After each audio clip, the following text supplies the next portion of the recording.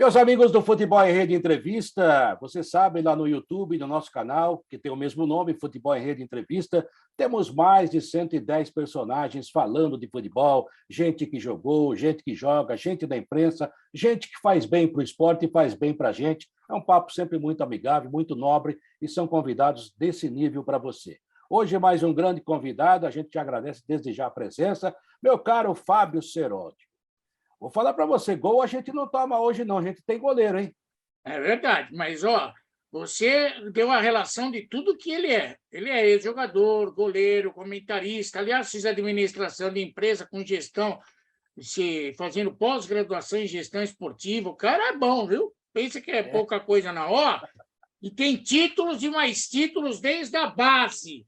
Eu vou dar a honra de você fazer a primeira pergunta para o Emerson de Souza Ferretti, que está já na sua tela. É uma criança perto dos velhos aqui, tem só 51 anos de idade. Pode fazer a primeira pergunta para ele, Quartarolo. Fico realmente honrado, meu caro Ceródio. Emerson, primeiramente, antes de tudo, né? Obrigado por atender nosso convite. A gente gosta de falar de futebol, é um assunto muito legal, gosta de contar histórias, né? A gente está virando o Forrest Gump, o que a gente conta de história, meu Deus, algumas até repetitivas, né? Tudo bem com você? Obrigado por nos atender, viu, Emerson? Eu que agradeço o convite, prazer estar participando. É sempre bom falar de futebol, de carreira, enfim, tudo que envolve, né? E bater o papo com vocês vai ser um prazer. Estou à disposição. Prazer é nosso. Olha, para quem não lembra, o Emerson jogou no Grêmio, jogou no Flamengo, jogou no Bragantino, jogou no Bahia, jogou no Vitória, entre outros. Ele foi o goleiro bola de prata de 2001 da revista Placar. Em títulos importantes, inclusive em nível nacional, pelo Juventude do Rio Grande do Sul. Tem uma história linda. Mas a primeira pergunta que eu vou fazer, ainda lá na base do Grêmio, você conviveu, Emerson, com goleiros no nível Mazzaropi, tem uma história fantástica, Danrey, tem uma história fantástica no Grêmio, e você lá já começou com títulos. Eu queria que você falasse da relação que você tinha com essas pessoas, goleiros também, da mesma função que você, mas com uma experiência muito grande. Como que foi essa relação no início de carreira, Emerson? Obrigado. Eu esqueci. Ele foi campeão sub-15 e sub-20 com a seleção brasileira no Sul-Americano e foi vice-campeão do mundo em 1991, sub-20 também com a seleção. Emerson, por favor, fala um pouquinho dessa relação com Mazzaropi, Danré, essa turma toda, por favor. Eu comecei no futebol muito cedo. Eu entrei no Grêmio, na escolinha do Grêmio, com 8 anos de idade, né? Eu sou de uma família toda gremista, pai, tio, irmão. Eu também gremista, de ir para o Olímpico assistir os jogos, né? E aos 8 anos de idade eu já estava dentro do Grêmio e não saí mais, só saí com 23 anos. Eu fiquei 15 anos dentro do Estádio Olímpico, né? Foi minha segunda casa. E eu ia sempre aos jogos do Grêmio com a família, torcer, mesmo ainda sendo jogador da base. E o Mazzaropi, naquela década de 80, foi uma grande referência, porque ele foi campeão da Libertadores, a primeira Libertadores do Grêmio, em 83, e campeão mundial. Então, para quem era goleiro, já desde pequenininho, que nem eu, né? Logicamente que ele se tornou um cara a ser admirado, né? Multicampeão pelo Grêmio, ele só foi sair em 90, né? Depois do título mundial ele saiu rapidamente, depois retornou ao Grêmio, mas ele ficou muitos anos no Grêmio, foi várias vezes campeão gaúcho, e eu tive a felicidade de subir para o time profissional do Grêmio com 17 anos de idade. Eu com 17 anos de idade, eu já era o terceiro goleiro do Grêmio. O Mazzaropi era o titular, né? E bem experiente, já estava aí com seus mais de 35 anos, né? Depois tinha o Gomes, que também era um goleiro muito experiente, jogou no Cruzeiro, teve seleção brasileira. Não foi o Gomes que jogou na Inglaterra, o Gomes anterior, né? Então eram dois goleiros experientes e eu mais jovem, que ainda jogava pelo sub-20 do Grêmio, mas treinava durante todos os dias com o profissional do Grêmio, e a partir de 17 anos eu comecei a ir algumas partidas no banco. Então eu convivi com esses goleiros, né, principalmente o Mazzaropi, e depois, quando eu comecei a jogar com 20 anos de idade, eu estreiei no time principal do Grêmio e não saí mais do time, né? Do primeiro jogo eu já fiquei como titular.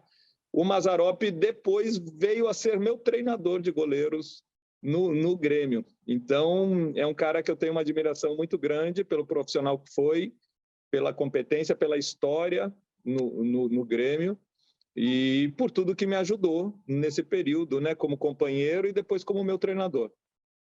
Grande Mazza, que no Vasco da Gama também tem história, né? O Emerson, o Fábio Serodi que você está vendo aí, ele gosta de contar história, essa coisa toda, mas ele é São Paulino, né? Eu sou santista, ele é São Paulino. Então, você podia dizer para o São Paulino, Fábio Serodi, como é ser bicampeão da Copa do Brasil, um título que ele não tem? Na verdade, vou fazer uma correção. Eu tenho 3 títulos da Copa do Brasil. Que beleza. Porque... Bem feito. Dá um para ele, Emerson. O primeiro título da Copa, primeira edição da Copa do Brasil, que foi em 1989, o campeão foi o Grêmio, né? Então, como eu disse, eu já fazia parte do grupo principal do Grêmio. Não foi o gol do Cuca? Gol contra o Sport, da final contra o Sport. E eu já era o terceiro goleiro do Grêmio, então eu participei, eu estou na foto lá, a faixa de campeão está na minha casa. Eu tenho tenho um de 94 também, em que o Grêmio foi campeão em cima do Ceará. Eu iniciei a competição jogando e depois eu quebrei a perna, né? E aí o Derlei assumiu o posto e seguiu, foi campeão jogando, mas eu também estava no Grêmio. E depois, em 99, com o Juventude, que eu era o goleiro titular, e a gente conseguiu essa façanha de ser campeão dentro de um Maracanã com mais de 100 mil pessoas, 100 mil botafoguenses, né? A gente conseguiu calar o Maracanã, a exemplo do Uruguai em 1950, né? Você viu só como é fácil, Serodi? Tá vendo, Serodi? É fácil. Fácil. Mas se perder o título no Maracanã, só acontece com o Botafogo. Aliás, não. Aconteceu também com o Fluminense, aconteceu também com o Flamengo na Copa do Brasil. Vamos fazer justiça. Agora, Emerson, você falou que teve a fratura na perna, o que acabou dando espaço para o Danley. Eu não me lembro, eu estou te perguntando, não é por maldade, não me lembro do que aconteceu. Eu queria que você contasse, por favor.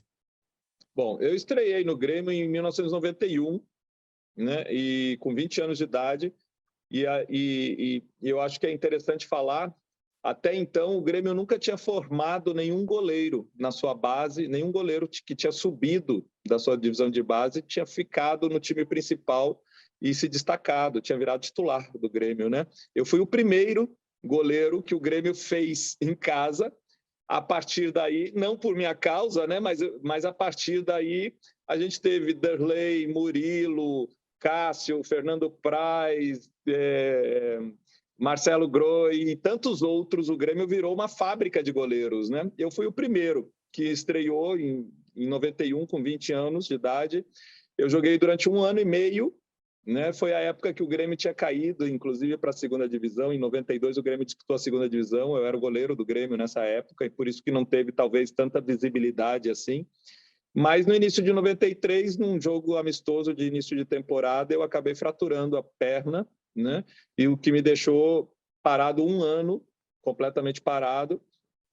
E aí eu voltei a jogar, joguei mais 4 meses, fraturei de novo a perna no mesmo local, não tinha ficado bem calcificado, e isso provocou a segunda lesão. Eu fiquei mais 6 meses parado, então foram 2 anos aí, 93 e 94, que eu joguei muito pouco, e deu a oportunidade, deu espaço para que outros goleiros aparecessem. Foi aí que o Derlei assumiu o time, e aí a história dele no Grêmio é bem conhecida, até porque é de muito sucesso, né? Verdade, o Danley é um goleiraço, está na história do Grêmio, assim como você, né? Sua história também é muito bonita. Você chegou a pegar o Leão lá ou ele já tinha saído quando você subiu? Não, o Leão jogou em 1981, ele foi campeão brasileiro. Ah, é verdade, né? é Primeiro verdade. título brasileiro do Grêmio, o Leão jogou 81 e 82, se não me engano, quando o Grêmio foi vice-campeão brasileiro. E daí veio para o Corinthians. Eu era muito jovem nessa época, com 81, 82, eu tinha 10, 11 anos. Já estava dentro do Grêmio, mas era muito jovem. Não, Perfeitamente. uma figura incrível. A gente conhece bem a Um pessoa. chato que a gente gosta, né, Ceroli? É o chato mais legal que eu conheço. Essas são as coisas que só o futebol é capaz de produzir. Mas, Emerson, aquela noite no Maracanã, que vocês escalaram a torcida do Botafogo, tudo bem, ficou para a história, mas foi lindo demais. Eu queria que você contasse a sensação de ser campeão em cima do Botafogo para um time que tinha o Valmir Lorusso era o técnico, se eu não me engano, Isso. tinha alguns jogadores conhecidos, você era conhecido, tinha o Índio era conhecido, o zagueiro, o Lauro era conhecido, tinha um jogador que passou pelo Palmeiras, não me recordo o nome, daqui a pouco eu lembro. Maurílio. Mas era um time que não despertava tantas manchetes. Qual foi a sensação de derrubar o Botafogo no Maracanã? Eu acho que antes de chegar nesse jogo final é importante ressaltar algumas coisas. Realmente o nosso time não era um time de super craques, tinha alguns atletas que tinham passado em clubes maiores, a exemplo do nosso capitão, o Flávio Campos, né, volante, que foi campeão no São Paulo, no seu time, né? Ele era o nosso capitão na época, Marcos Teixeira, lateral direito, né? E, enfim, nosso time era arrumadinho. O grande segredo do nosso time foi o dia a dia, a convivência. Eu nunca trabalhei num grupo tão bacana, tão legal, como aquele primeiro semestre do Juventude em 99. Né? Era um grupo que dava prazer de ir treinar, né? De estar junto. E eu acho que isso foi o grande segredo, porque ao longo da competição nós fomos batendo só gigantes. Né? Nós pegamos o Fluminense ainda na segunda fase da competição e classificamos com 6-0 em Caxias do Sul. Né? Pegamos depois o Corinthians, que naquele ano era o melhor time do Brasil, nós classificamos com 2 vitórias em cima do Corinthians, 2-0 em Caxias e 1-0 no Pacaembu. Depois pegamos o Bahia, todas essas equipes mais fortes que a gente. Né? Depois, na semifinal, pegamos o Inter, classificamos vencendo o Inter no Beira-Rio por 4-0, uma façanha, né? E depois a final contra o Botafogo, calando o Maracanã, super lotado, a última vez que o Maracanã teve mais de 100 mil pessoas, né? Com em torno de 105 mil pessoas, e a gente jogava pelo empate, já que tinha vencido o jogo em Caxias de 2-1, e o 0-0 foi aquele sofrimento o jogo todo, porque o Botafogo jogou o tempo todo em cima do Botafogo, do Juventude, a exemplo das outras fases, né? Como nós éramos um time arrumadinho, mas inferior tecnicamente de todos os outros adversários, praticamente a tônica dos jogos era sempre os adversários em cima da gente, né? E aí a nossa defesa se destacava muito, né? Tanto nossa dupla de zaga ali, Índio e Capone, o sistema defensivo todo, a gente sempre tinha muito trabalho. E a gente foi muito eficaz, né, durante a competição toda. E o jogo final contra o Botafogo realmente foi a coroação dessa façanha do Juventude, né? Porque foi no maior palco, lotado daquele jeito, né? Foi inesquecível. Só em falar, eu fico arrepiado, porque foi impactante. Já quando a gente chegou no Maracanã, 2 horas antes do jogo, que a gente subiu para ver o estado do gramado, para sentir já o clima do jogo, já foi impactante, porque o Maracanã já estava tomado de botafoguenses, né? E a gente conseguiu suportar uma pressão gigantesca durante o jogo todo e sair de lá campeão. Dar a volta olímpica no Maracanã é uma sensação que, assim, para quem joga futebol, né, é um dos sonhos, né? E eu tive a felicidade de fazer isso naquele ano de 99, uma competição nacional, né? Um título nacional. Mas você já conhecia o Maracanã do Flamengo, né? Uma torcida incrível, né? Extraordinária também, que lotava, só que a favor, né?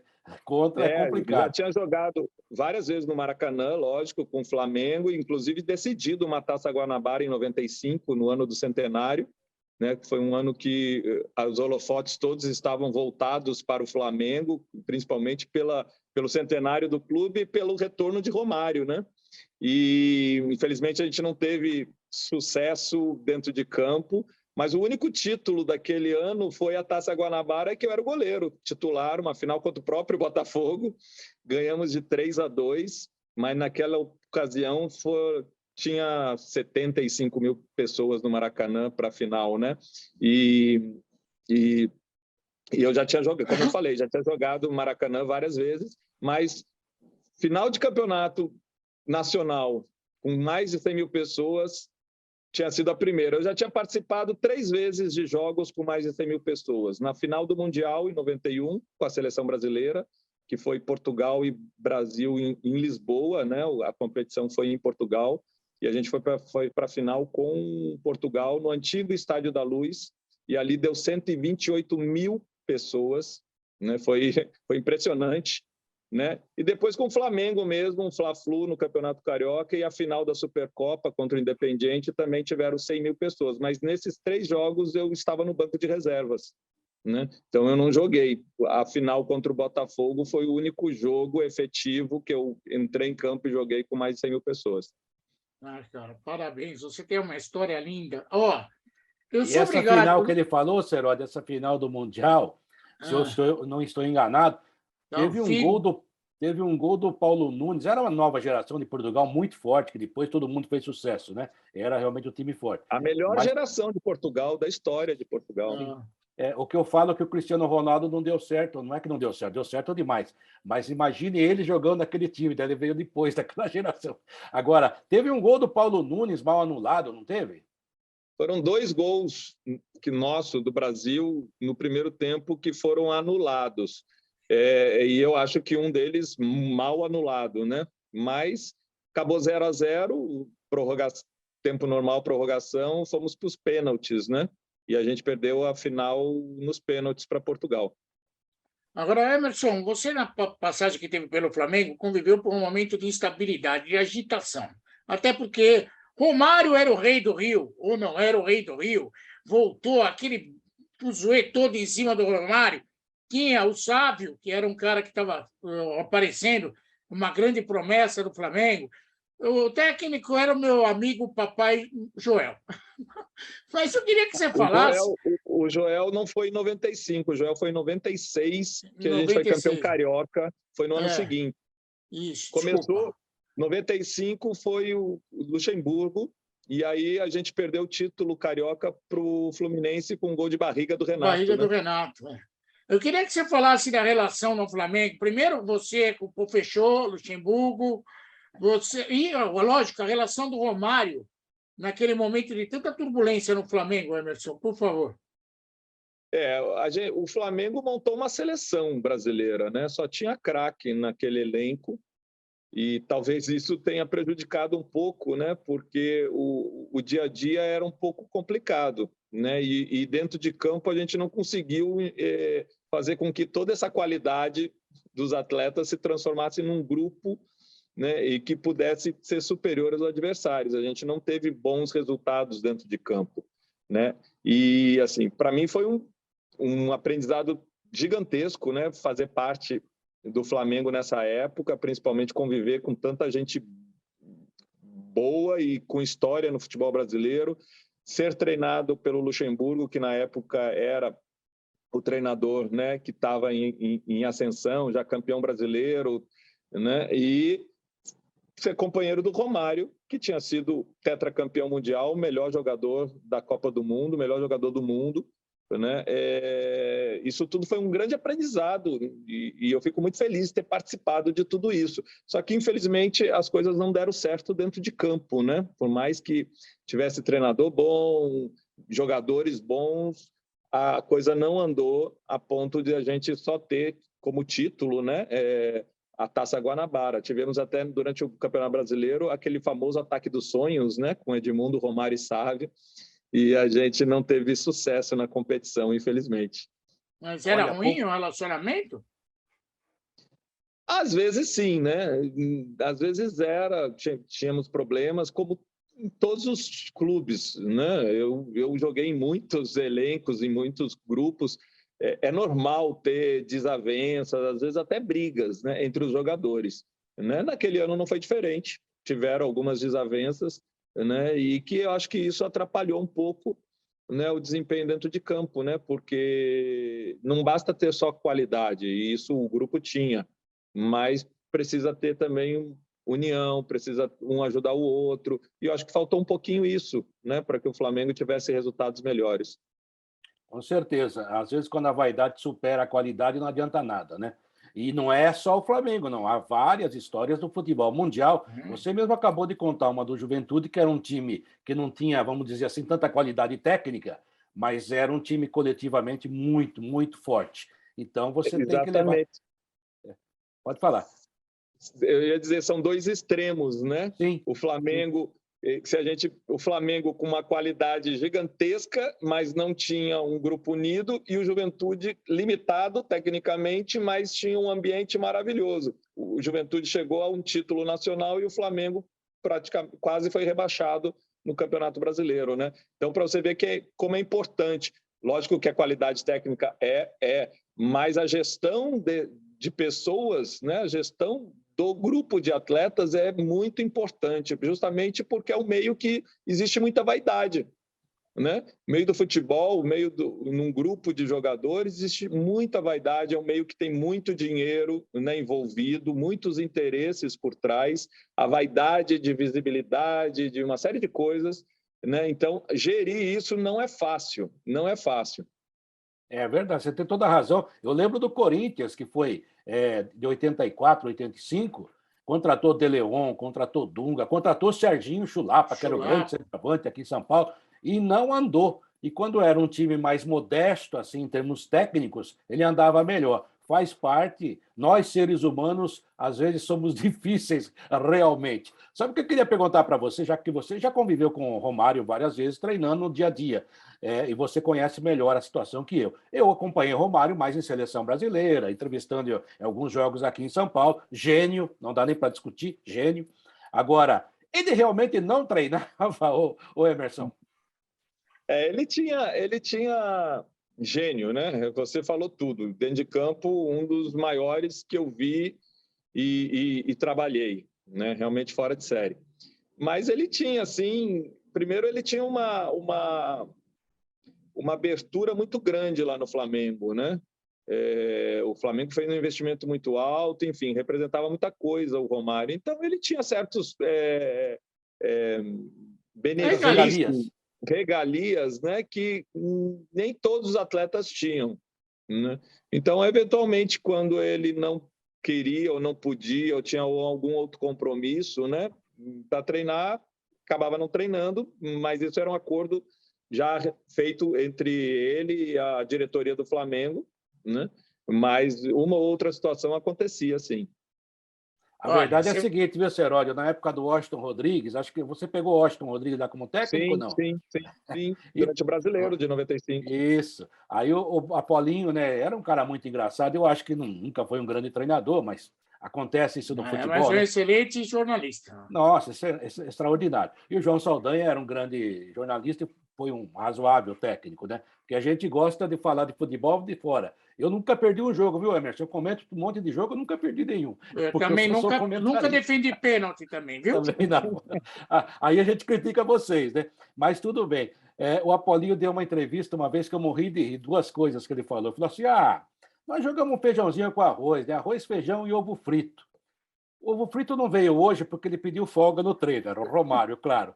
Daí outro dia ele falou assim, não, o Romário está numa fase agora de, sabe, está comprometido com o elenco, ele, sabe, ele vai dormir às 7 da noite, perde a novela das 7, perde o Jornal Nacional, perde a novela das 8, não vê nenhum filme nem nada. O problema é que ele acorda meia-noite, né? Daí segura. Muito engraçado isso, viu, Será? Desculpe interromper a sua pergunta, mas para você ver como é que era, né? E o Apolinho levou na boa, mas era muito engraçado e era mais ou menos por aí, né, o Emerson? Ele tinha algumas regalias aí, né? Que acho que quando o Flamengo foi trazê-lo, né? Já sabia, né? Eu acho que já foi tudo conversado isso, né? Porque o Flamengo fez um investimento alto, né? Ele era o melhor jogador do mundo, né? Então deve ter aberto algumas concessões aí para o Romário, com certeza. Deixa ele sentar na janelinha. Deixa ele ser como jogador maravilhoso. Deixa sentar na janelinha sem problema nenhum. Agora, o futebol dá voltas. O Emerson contou aí, teve 2 contusões sérias, a fratura, que acabou afastando ele. Mas o Emerson foi o jogador o goleiro com mais número de jogos como titular em sequência na história do Bahia. 155 jogos. Aliás, são 266 jogos vestindo a camisa do Bahia. Que fase! Foi um título importante, você foi campeão lá também. Mas o fato de ser titular por tanto tempo, começava assim a escalação. Emerson, número 1. Emerson, número 1. Isso mudou a tua vida, mudou o teu astral, Emerson? Depois de ficar quase 2 anos praticamente sem jogar no Grêmio, por causa da lesão na fratura, né?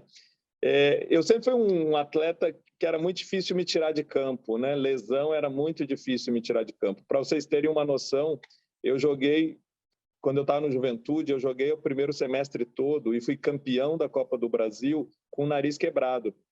Eu quebrei o nariz em janeiro e só fui fazer a cirurgia em julho, depois da Copa do Brasil. Eu joguei toda a competição com o nariz quebrado, sem conseguir respirar direito, porque eu não queria sair do time.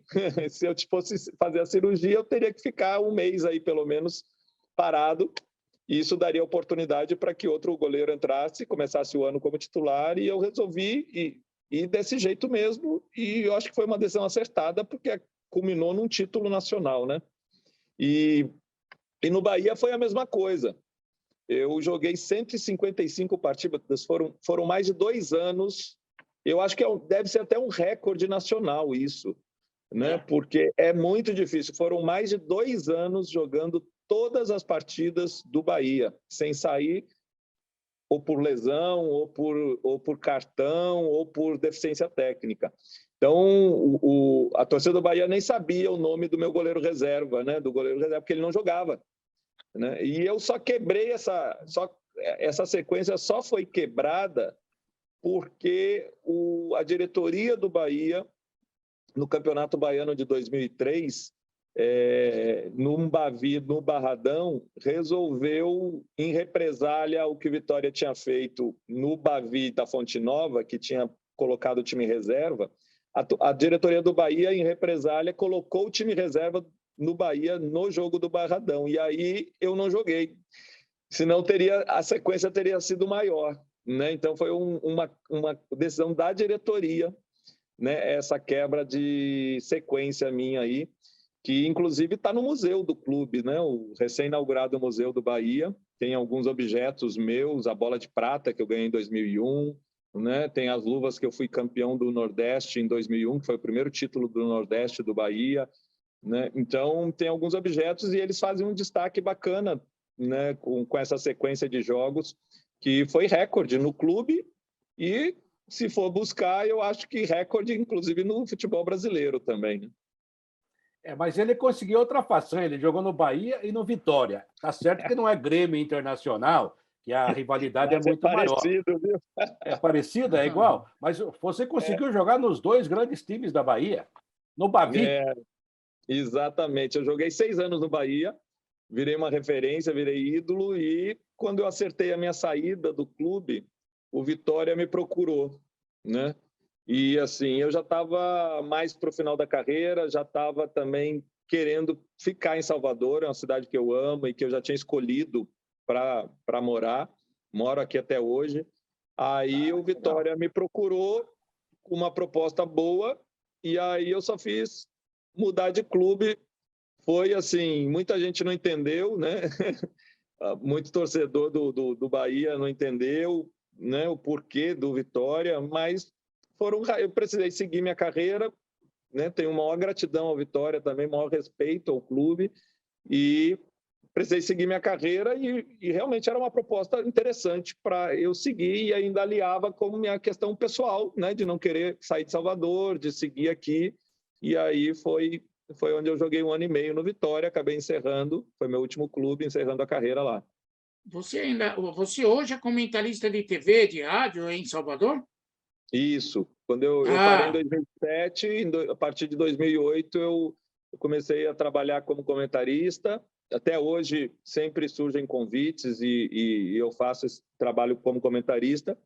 E fui presidente do Ipiranga aqui, que já foi o maior clube da Bahia, né, num passado bem distante, e hoje está na segunda divisão, e eu acabei sendo presidente durante 8 anos. É um gaúchano, é um baiano gaúcho, gaúcho baiano. Eu já tenho o título de cidadão soteropolitano com muito orgulho, né, que eu gosto muito daqui. É um gaúcho que gosta de acarajé e churrasco. Pronto, uniu tudo. Eu nasci em São Paulo, mas o meu coração também é soteropolitano. Eu fiz assim, a hora que eu falei com você, porque como comentarista e conhecedor de futebol, talvez até muito mais do que eu queria que você explicasse para a gente o que acontece no futebol baiano nos últimos tempos, que nem na final do campeonato estadual aparece Bahia e Vitória. Pois é um fenômeno, mas é um processo já que vem de longo tempo, né? E passa principalmente pela gestão, né? Gestão do futebol baiano como um todo, né? De fortalecer o campeonato baiano, os clubes baianos. Eu acho que ainda falta também, em muitos clubes do interior, também uma qualificação dos seus gestores, né? E, logicamente, que se você não tem uma competição forte aqui, você acaba gerando menos receita e isso enfraquece os clubes, né? E no caso de Bahia e Vitória, o Vitória, até uns 10 anos atrás, era um clube muito organizado, com as finanças em dias, forte na primeira divisão do Campeonato Brasileiro, e aí uma sequência de maus gestores, né, de gestões ruins, acabaram levando o Vitória para a situação que está hoje, né? Que está na Série C, aí com um risco sério de não subir. Faltam 3 jogos e eles estão em terceiro lugar. Precisa, né, urgentemente vencer o próximo jogo. E no Bahia, o Bahia estava num processo também de ladeira abaixo, né? Descendo a ladeira até 2013, quando houve a intervenção e aí destituiu toda a gestão que estava há anos no clube já, e há mais de uma década, e aí sim iniciou-se um processo de democratização do clube e de recuperação, e eu acho que o Bahia, a partir de 2013 para cá, tem conseguido resultados, principalmente fora de campo, muito expressivos, né? Recuperou a credibilidade no futebol brasileiro, melhorou sua infraestrutura, voltou à Série A, virou uma referência, há um tempo atrás, uma referência em gestão esportiva, né? Então, o Bahia conseguiu muitos ganhos, teve alguns destaques desportivos, como 2 títulos do Nordeste, né? Mas ainda falta melhorar realmente dentro de campo, tanto o Bahia quanto o Vitória. O Vitória tem uma crise financeira grande, uma política interna bem difícil, e isso tem dificultado essa recuperação. E o Bahia, alguns erros que aconteceram na condução do futebol acabaram levando ao rebaixamento, né? Mas o Bahia é um clube que hoje está estruturado, está organizado, né? E provavelmente vai ser a SAF do clube vai ser vendida, né? Em pouco tempo, para o Grupo City, e isso vai trazer o Bahia para uma condição muito melhor e mais competitiva. O Emerson, esse lado financeiro que precisa existir no futebol, não vamos ser românticos somente, né? E achar que o futebol vive só de bola para cá, bola para lá, ou no amor, né? Uma casa e uma cabana e um rio, não é assim. Nós vivemos num mundo capitalista, a gente precisa de grana para viver. Mas eu, com 64 anos de idade, né? Talvez eu seja muito conservador nesse aspecto, mas eu acho que a gente não pode perder a nossa essência, né? Então, você olha para o Bahia, ou para a Bahia, no caso, talvez seja o estado mais alegre do Brasil, né? A Bahia é o brasileiro sorridente o dia inteiro, o baiano enfrenta situações, eu adoro a Bahia, os baianos, a musicalidade da Bahia, a cultura baiana, né? E o futebol baiano sempre foi assim no campo, ele foi representado assim, com raras exceções, mas a maioria... Você vê o Bahia jogar, sabe? No Rio de Janeiro também é meio assim, talvez por ser perto de praia, né? Sei lá, talvez seja uma coisa que a gente vai estudar filosofia um pouco melhor para entender, mas é realmente fantástico. E a gente não pode perder nessa a nossa essência. E isso acontece no geral no Brasil, né? Está chegando um empresário internacional, as empresas internacionais, mas eu sinto, e você pegou uma época do futebol, né, que o futebol, mesmo o Juventude que você citou, que era um time modesto, mas jogava futebol brasileiro, né? Hoje a gente corre futebol. Já que você falou no Bahia, que é um lugar muito alegre, gostoso de se visitar todo dia, né? Essa essência, a gente perde, a gente tem que agregar valores, ok. Claro, organização, as coisas que estão dando certo lá fora, mas até certo ponto serve ou não serve para nós? Faz falta o verdadeiro, o genuíno futebol brasileiro nos nossos gramados, principalmente aí na sua Bahia de agora? É um processo do país todo, né? A Bahia só acompanha isso, né? Não é diferente aqui, não. Né? Na verdade, o futebol evoluiu muito, né? Mudou muito. Já desde quando eu parei, que fazem 15 anos, né? O futebol mudou em todas as áreas. Dentro de campo, nos seus treinamentos, na forma de jogar, na preparação física, na tecnologia aplicada, né, ao futebol, tanto dentro de campo quanto fora, na gestão, nas gestões dos clubes, né, está cada dia mais profissional.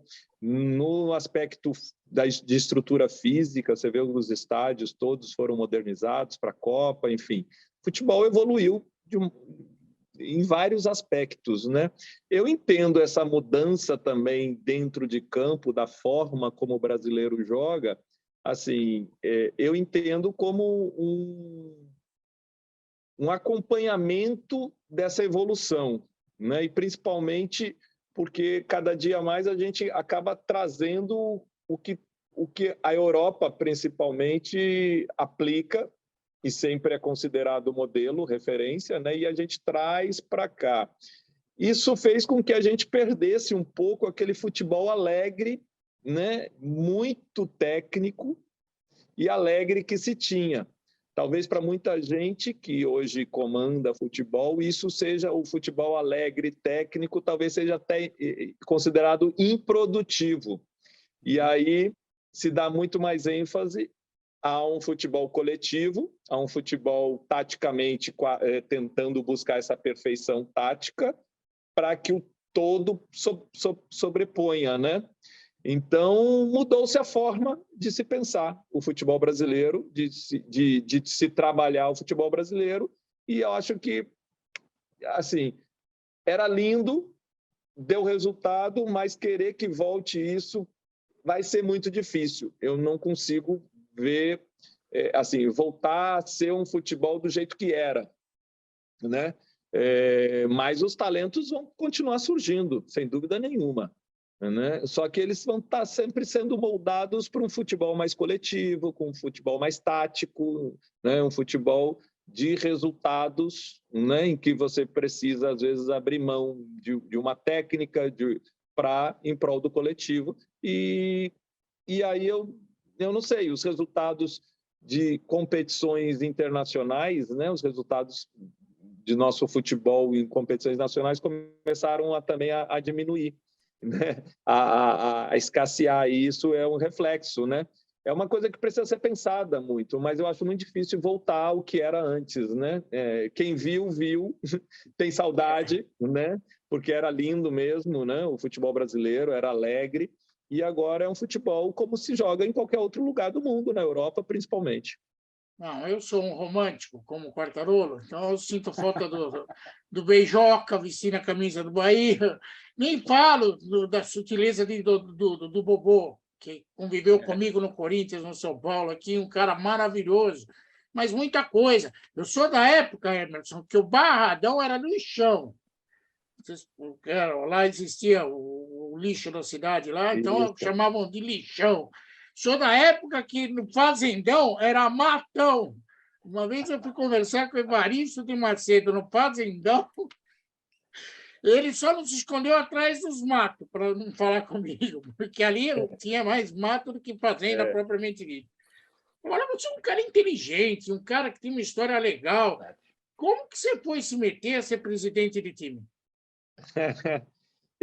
O Ipiranga apareceu na minha vida assim, meio de por acaso, né? Eu, enquanto atleta, na verdade, eu com 17 anos já estava dentro de uma faculdade de administração, né? Lá em Porto Alegre.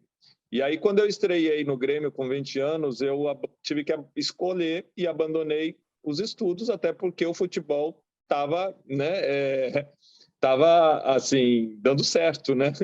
Perspectivas maravilhosas, já com 20 anos titular do Grêmio, né? Com 19 seleção brasileira. Então, eu abandonei os estudos, só que antes de eu encerrar a carreira, aqui mesmo na Bahia, né, 2 anos antes de eu encerrar a carreira, eu voltei para a faculdade de administração, né? E aí eu joguei os 2 últimos anos estudando, encerrei a carreira e finalizei o curso 2 anos depois.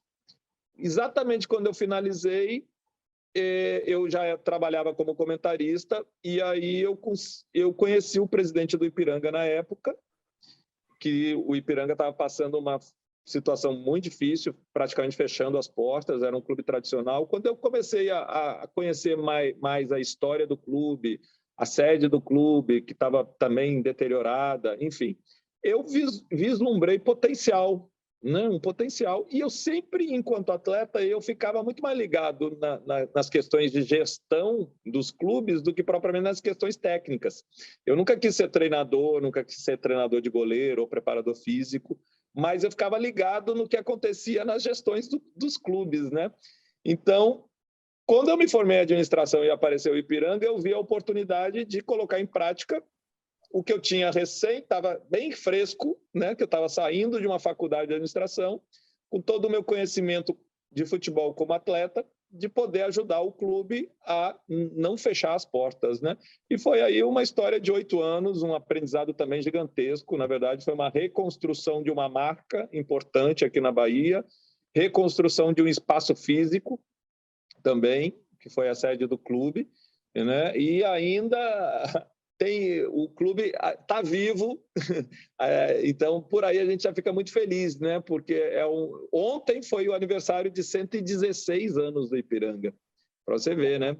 Então é um clube que já foi o maior clube da Bahia e já teve a maior torcida da Bahia. Então é um clube que precisa de muito respeito. E vai de encontro àquilo que eu falei, tem que manter essas coisas. São histórias que têm que ser contadas e continuar a ser contadas. Mas eu entendi tudo que você respondeu sobre o futebol, realmente acho que não volta mais. O Emerson, me permita fazer uma pergunta, se você responde se você quiser. Eu tenho 64 anos de idade, sou de uma geração anterior à sua, uma geração mais machista, uma geração mais homofóbica. Tenho 2 filhas, e elas me ensinam todo dia, né? Porque elas são muito mais avançadas que eu, graças a Deus. Eu falo que eu não tenho formação acadêmica, eu sou um autodidata da informação, sou daquela época que você ia na raça, né? Hoje as pessoas são mais bem informadas, mas talvez não tenham tanto espaço para o trabalho como a gente tinha na época. São coisas da vida. E você deu uma entrevista importante há poucos dias, se revelando homossexual, né? Essa entrevista foi uma libertação para você ou você acha que não era o momento, se arrependeu, algo assim? Se você quiser responder, você pode responder. Senão, a gente vai entender também, Emerson. Eu não tenho problema nenhum em falar sobre o assunto, principalmente agora que eu já dei a entrevista, né? E já ficou público. Aliás, eu tenho feito muitas entrevistas para falar sobre o assunto, né? Então não há problema nenhum em falar sobre isso. Na verdade, eu não me arrependi, muito pelo contrário, pelas manifestações que eu recebi e pelo apoio que eu recebi, né? Só me dá mais a certeza ainda que eu tomei a decisão certa de falar. Não falei motivado pela necessidade de falar para o mundo, de me libertar para o mundo. Não foi essa a intenção, porque eu já vivi a minha vida super tranquilo, não tinha essa necessidade de declarar para o mundo sobre a minha sexualidade. O que eu comecei a prestar atenção, né? E aí vem uma história longa até chegar nessas reflexões, foi que eu comecei a perceber que alguém precisava falar sobre o assunto, porque é um assunto que a gente tem aí mais de 100 anos de futebol no Brasil, né? Mais de 120 anos de futebol no Brasil. É um assunto tabu, é um assunto que ninguém fala. Gays no futebol, todo mundo ignora, ninguém fala sobre o assunto como se não houvessem, né? E aí, percebendo tudo isso, né, e trazendo a minha história e vendo que outros atletas sofriam do mesmo jeito que eu sofri no meio do futebol, né, por ser gay, né, eu resolvi jogar luz ao assunto, né? Eu resolvi falar sobre para mostrar, primeiro, que existem sim gays dentro do futebol e que esses gays são tão capazes quanto qualquer outro hétero que joga futebol, que são capazes de entregar resultado, desempenho, que são capazes de ganhar títulos, são capazes de ganhar prêmios individuais, são capazes de virar ídolos de clubes, são capazes de jogar a vida inteira e não criar nenhum tipo de problema dentro de vestiário nenhum, e são capazes, no meu caso, né, não precisar casar para se enquadrar num padrão aceito para jogar futebol, porque dessa forma se afasta qualquer tipo de suspeita sobre a sexualidade do atleta, né? Então, eu senti a necessidade de deixar um legado fora de campo. A minha carreira profissional dentro de campo é conhecida, vocês pesquisaram aí, vocês lembram, tá aí tudo na internet. Mas eu percebi que eu podia ajudar fora de campo, ajudando outros atletas que jogaram, que jogam, porque existem gays jogando futebol, e que muitos garotos que ainda sonham em se tornar jogador de futebol e que podem, em algum momento, desistir por conta de entender que o futebol é muito hostil, né, para um gay. E eu trago a minha história como exemplo, que é sim possível jogar, é sim possível ir até o final e também encorajar, inspirar outros, né, a fazerem a mesma coisa e também, principalmente, abrir uma discussão sobre o assunto. Hoje aqui a gente está conversando sobre o assunto. Se não fosse a minha declaração, talvez vocês me entrevistassem e esse assunto não viria à tona. E eu acho que quanto mais se falar e quanto mais se naturalizar isso, vai ser melhor, até chegar a um ponto que isso não vai ser mais notícia, né? Então, eu acho que eu chamo a atenção também para os clubes sobre a saúde mental dos atletas, porque é sofrido mesmo, né?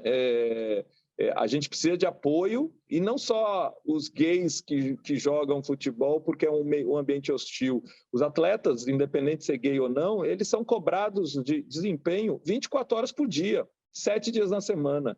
E precisa ter uma atenção à saúde mental dos atletas, né? E as instituições que comandam o futebol brasileiro precisam também olhar para esse assunto, né? Talvez aí criando grupos de apoio para acolher atletas, né, que se sintam necessitados, né, para poder se abrir, né, ter um acolhimento, e que o futebol seja um ambiente mais saudável, né, no seu dia a dia, para todo mundo, né? Então foi esse o objetivo, não foi dizer que eu era gay, não, porque eu não tinha essa necessidade, foi jogar luz sobre o assunto, falar sobre o assunto e ajudar outros atletas. E vai ajudar toda a sociedade, viu, Emerson? Porque abre-se um leque de discussão. Eu tinha um editor lá em Piracicaba, quando eu comecei, que ele falava assim: toda vez que você for escrever um texto, coloque algumas palavras que não são tão usuais, porque as pessoas precisam aprender, né? E a mesma situação, guardadas as devidas proporções, parece que não tem a ver nada com o assunto, mas tem. Se você começa a discutir, abre um leque.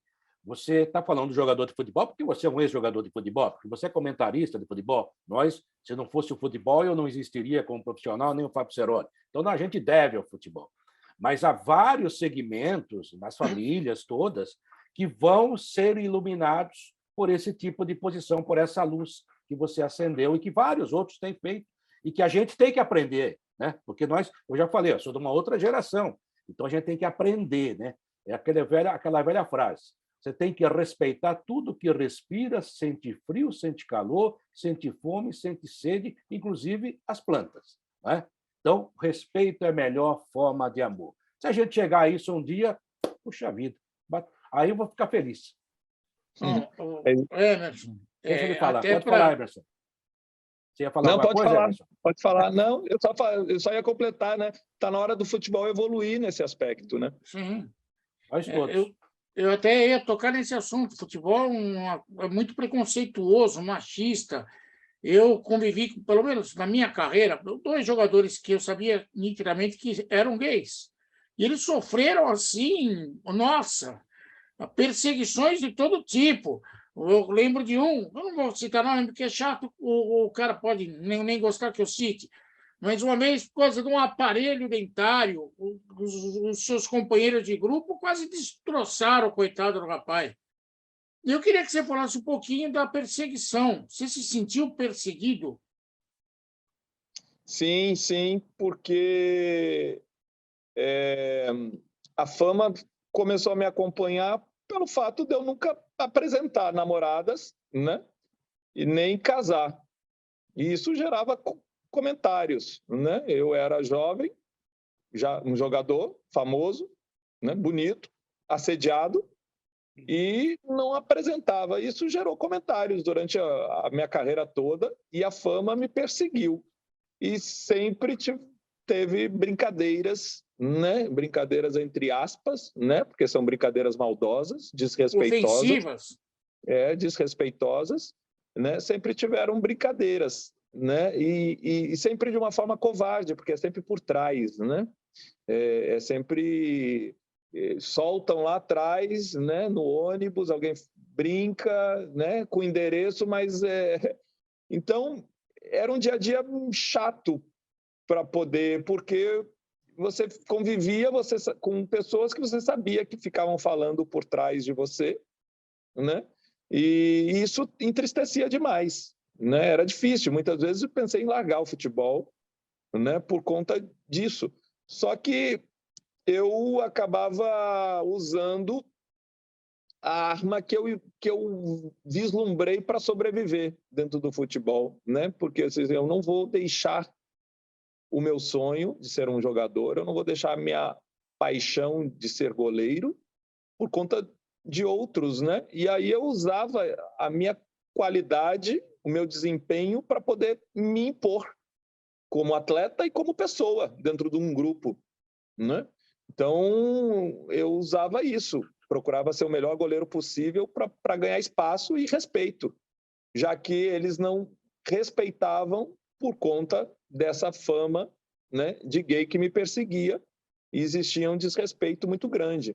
Então, eu me impunha pelo trabalho mesmo, pelo comportamento. Eu não abria espaço para que falassem, né? Falavam sempre por trás. Eu sempre me impunha com comportamento, com desempenho, né? Então, ninguém pode falar disso, sobre isso ou disso do Emerson, né? Então, era a forma que eu achei para sobreviver, mas é um ambiente muito ruim mesmo, né? Eu acabei também me preservando, não criando vínculos com outros atletas mais profundos, porque eu evitava, né? Até com medo, né? Que se eu criasse vínculos de amizade mais profundo, isso poderia fazer com que eles em algum momento descobrissem, né? Que eu era homossexual, e isso poderia atrapalhar minha carreira. Na verdade, se realmente se confirma enquanto eu era atleta, minha carreira estaria terminada, acabada, né? Porque as portas se fecham. Eu acho que ainda hoje o futebol não está preparado para algum atleta que está na ativa abrir a boca e dizer que é gay. Eu acho que a partir de agora, né, que a gente está falando mais abertamente sobre isso, eu acho que vai chegar um momento lá na frente que a gente vai encarar isso com mais naturalidade. Mas ainda o futebol não está preparado. Você usou, na verdade, na sua carreira, a arte da regra, a regra da arte marcial, né? Você usou a força do adversário para te fortalecer, ou seja, você usava os abusos para te fortalecer e para se manter na disputa. Isso aí está certo. Só mais uma coisinha, a nossa entrevista já está longa e vamos para o final, até porque você tem mais o que fazer, né, Emerson? Isso chegou a atrapalhar, você disse que não se revelou, né, mas havia os comentários. Aliás, lembrando que essa entrevista que você deu foi para a Joana Assis, grande companheira, excelente profissional, né? E a gente tem que fazer o registro e dar crédito sempre, porque é trabalho dela e é o chamado direito autoral, que tem de ladrão autoral por aí, né? Ladrão de coisas, ladrão cultural. Agora, mesmo você não se revelando na época, você sente que podia ter ido mais longe, porque a sua qualidade técnica, eu vi você jogar algumas vezes, não vou dizer que acompanhei a carreira toda, mas a gente notava que você tinha muita qualidade. A sua própria história mostra isso. Você podia ter ido um passo a mais, você chegou à seleção brasileira quando muito jovem, você foi titular no Grêmio, você é ídolo do Bahia, ou seja, no Flamengo você jogou, e pela qualidade que você tinha. Isso também te atrapalhou em algum momento ou realmente são coisas que não te atrapalharam? Atrapalhou, sim, com certeza atrapalhou, porque a fama fez com que muitos treinadores e muitos clubes não quisessem, né, me contratar, né? Essa fama, né, que me acompanhou. Então, isso me prejudicou bastante na carreira, sim, né? E eu acho que na dividida, se tivessem 2 goleiros, eu e mais um goleiro no mesmo nível, sempre a opção seria pelo outro, né? Justamente por conta disso. Atrapalhou bastante, sim, né? E só para reforçar, a Joana fez um trabalho maravilhoso nessa matéria toda, nessa sequência de podcast, né? Que também teve o Richarlison, que se declarou bissexual, sim. O Igor Benevenuto, o árbitro, também se declarou gay, né? Ela teve um papel fundamental porque ela fez tudo com muito coração, né? Com um olhar muito humano para a situação e sempre fazendo para poder ajudar pessoas, né? E eu acho que isso também me motivou muito a tomar a decisão de contar a minha história para ela, né? De participar do podcast. Então, a Joana tem um papel fundamental nisso tudo. Parabéns, fiquei emocionado ele falando da Joana, que eu gosto muito dela. Posso falar como se fosse minha filha, né? Pela idade que eu tenho, mas excelente profissional. Nossa, em várias coberturas a gente se ombreou, nunca trabalhei diretamente com ela, mas realmente extraordinária como pessoa, inclusive, né, Celote? É verdade. E, aliás, cumpriu um dever importante da gente da imprensa. Mas o Emerson também é da imprensa. Hoje vai entender o que eu estou falando, é trazer luz ao desconhecido. As pessoas precisam conhecer a história real das pessoas, sentir que as pessoas são prejudicadas por esse tipo de preconceito, que existe um mundo que tolhe outras pessoas, e ela fez um papel muito bonito de trazer luz a esse assunto. Muito parabéns para ela, parabéns pela coragem que você teve, coragem do Richarlison também. Tomara que todos possam se manifestar, contar suas histórias de vida. Afinal de contas, uma opção sexual da pessoa não tem absolutamente nada a ver com competência. Cada um faz o que quer da vida. E o que você fez foi legal, o que a Joana fez foi legal, o Richarlison também, que é trazer luz para as pessoas que não têm conhecimento, Emerson, que, infelizmente, não tem nem cultura e educação para tanto, que elas passem a ver que esse mundo existe e que merece ser respeitado como qualquer outro. E é igual parabéns, ao nosso, o hétero, no caso. Parabéns mesmo. E de coração, um beijo no teu coração, muito obrigado por atender a gente. Você, além de ser um cara muito competente, um cara muito preparado, é um ser humano fantástico, viu? Obrigado. E só fale uma coisa, Emerson, você é comentarista, está trabalhando... A gente já devia saber, né? Porque a gente pesquisou sua história e só faltou esse lado. Queria saber o que você está fazendo, porque, como comentarista, eu vou falar uma coisa para você. Eu não gosto de criticar ninguém, nem ser patrulheiro de ninguém, nem ser ombudsman de ninguém. Mas eu vejo muito ex-jogador aí que fala muito bem, sensacional, extraordinário, mas vejo muito cara que não entende nada. Você tem começo, meio e fim. Você fala bem pra caramba, você conhece, parabéns. Tomara que você logo esteja realmente em rede nacional, que você é um cara bonito, tem boa presença, fala coisa com coisa, e é isso que a gente precisa do comunicador, né? Então, por favor, faça o seu comercial, como diria, acho que o Chico Anísio falava isso, né? E olha, a gente deixa para você um grande abraço, um grande beijo mesmo, e parabéns pela carreira e também pela sua postura como ser humano, que é muito legal isso. Oh, muito obrigado, eu fico muito feliz aí com as palavras, com apoio, com carinho, né? Eu acho que vocês, nós, porque eu também sou da imprensa hoje, mas vocês têm um papel muito importante nessa abertura que a gente iniciou, porque falando sobre o assunto, naturalizando o assunto, porque vocês são formadores de opinião, né? E aí tem um papel fundamental nisso tudo, né?